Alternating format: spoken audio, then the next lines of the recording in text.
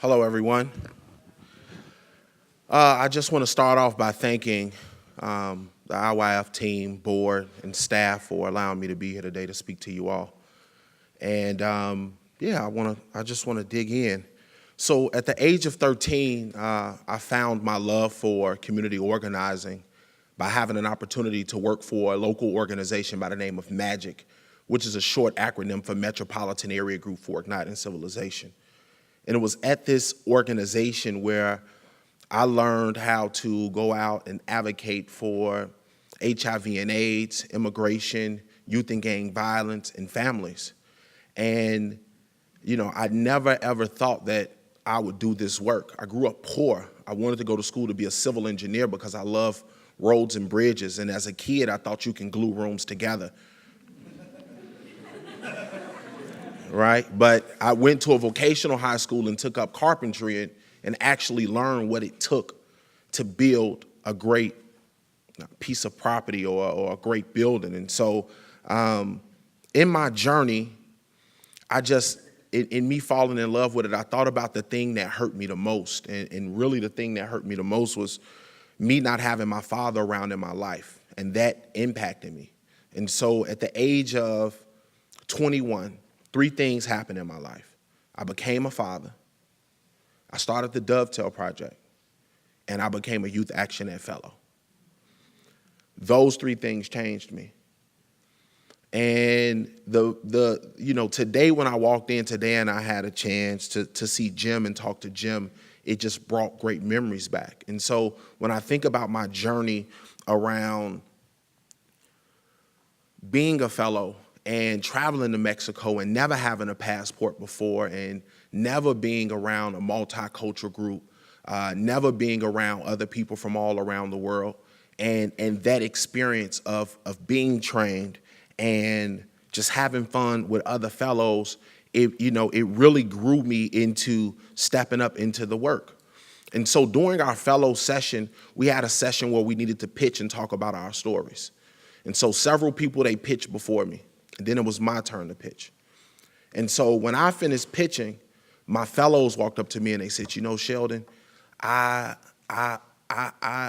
pitched about the Dovetail Project. I talked about fatherhood. And several of them said, I grew up without my father. My father wasn't involved in my life. And it was at that time that I learned that fatherhood was really a global issue. It was not a black issue. It was not a white issue. It was not an American issue. It was a global issue. It was an issue that people from all around the world actually suffer with in some way and form. And so in my journey of going through, I had 2 reflecting days to think because we were out of town for 7 days. And so when the last day came, people just started crying, right? Everybody crying, they walking out the door. I'm like,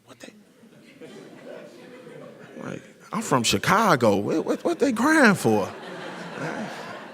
Right? They boo-hooing, right? And then Jim looked at me and told me, all right, Sheldon, it's time for you to go. I gave Kat a hug. I gave Ashok a hug. And I walked outside the door and I just started crying. I'm crying, I'm boo-hooing, right? And so here's my class. Here's my class, right? And so I'm crying. I'm thinking in my head, I've never felt like this. I've never had this before. This has never, ever happened to me before. We embraced each other. We drank from the same cups. We laid on the same bed. We played pool with each other. We laughed with each other. We had fun. We pushed each other as young leaders. It was fun. It was amazing. And as I'm crying, all I can think about is that I met new friends. I wasn't ready to leave. And here was a new thing. Here was me rediscovering the work that I thought was just a black issue, but really was a world issue. And so that was me. I was about 60 pounds lighter. Bill had more hair. Bill had more hair then. And so, that really set me off on a journey. It just, I left and I said, I could change the world of fatherhood in 1 year. I could change the entire world, right? I'm 21. This is what I think. I could just change the world in a year, right? And I got back home and I was like, all right, I'm ready to go around the world and change the world. And everybody was looking at me like, Sheldon, it don't go that way, right? And so I had to take that one step. And so that one step for me was being able to strategically focus in on what I was ready to do, which was work with young African-American fathers between the ages of 17 and 24. And so 67% of African-American children grew up in single-parent households. 1 in 3 African-American men will be incarcerated here in the U.S. And 85% of all men who are in prison have grown up with their fathers in and out of their life. As a young boy, I really enjoyed having an opportunity to work with these young dads, but I really did it because I was a kid who grew up without my father. It wasn't about just working with these men. It was really impacting the We want some heroes in our story. It was really impacting the next generation of children. And so I wanted to show a quick 1-minute video of our young men headed to graduation. We want some heroes in our story. We need highlights for a nightlight. We need glory for a while. We want results. We want results. Hit our families, hit our folks, bombs bursting in air. Oh, say, can you see America face? We share a pair of parents, took good care of the place. We just want narrators to pick up the narrative's pace. Put on a show for us, float for us, make it easy, make some mo for us. Save the day. We want a W, we tired of picking different sides. I got your jersey, just a different size. We all want you to be a buzzer beater. Find us a leader far from Silent Bobs and Cousin Skeeters. Through the perilous fight, want you to be brave. We want us a hero, we need a teammate. People, people, we the people would like you to know that wherever you go, we're right by your side.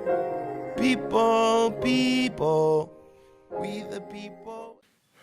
That's the graduation.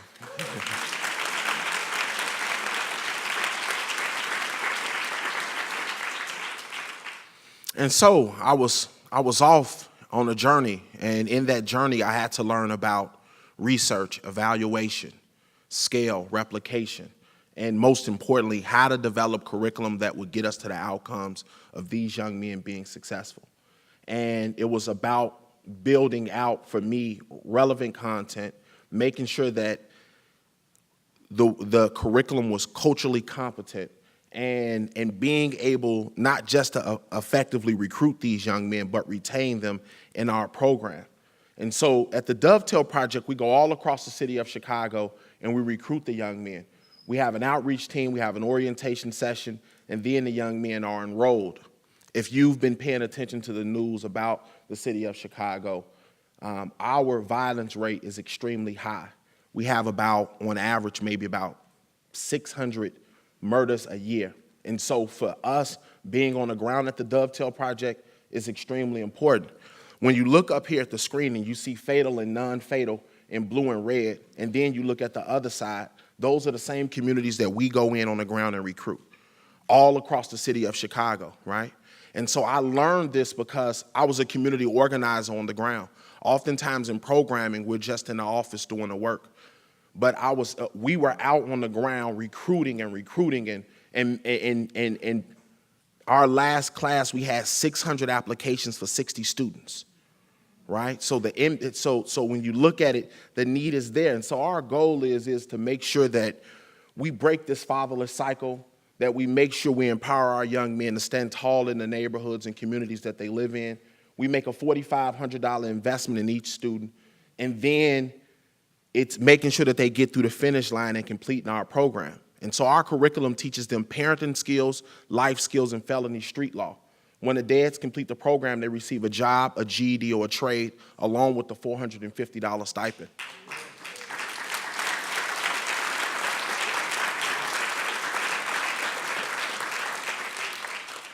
We've had 384 young men complete the program over a 9-year period. And so we look at that as a family impact investment where we've impacted over 1,100 people in total. This particular slide is important because in the world of fatherhood, most fatherhood programs are government funded. Our organization is completely funded by private foundations, individual donors, and corporate sponsors. And so we hit our largest mark last year in 2017 where we raised $760,000 for this work that we're doing today. Here are some of our key sponsors: Chicago Beyond, the Urban Labs, the Gary Gardner family, and the other sponsors who you see.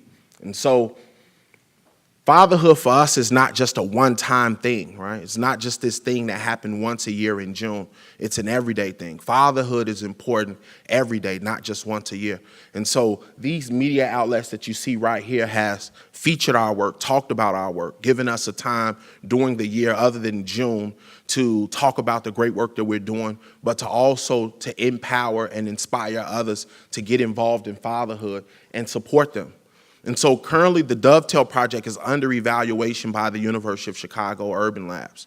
We have stepped into a randomized controlled trial evaluation where we have a sample population of 480 young men who will be going through the randomized controlled trial. Chicago Beyond, a sponsor who I just spoke about, gave us $1 million, our first $1 million grant, to scale up across the city of Chicago so that we're now not just in one location, but we have 4 locations across the city of Chicago. And so we know that scale and replication is important when we talk about youth impact. We know that data is important when we talk about global impact, when we look at the work that needs to be done across the world.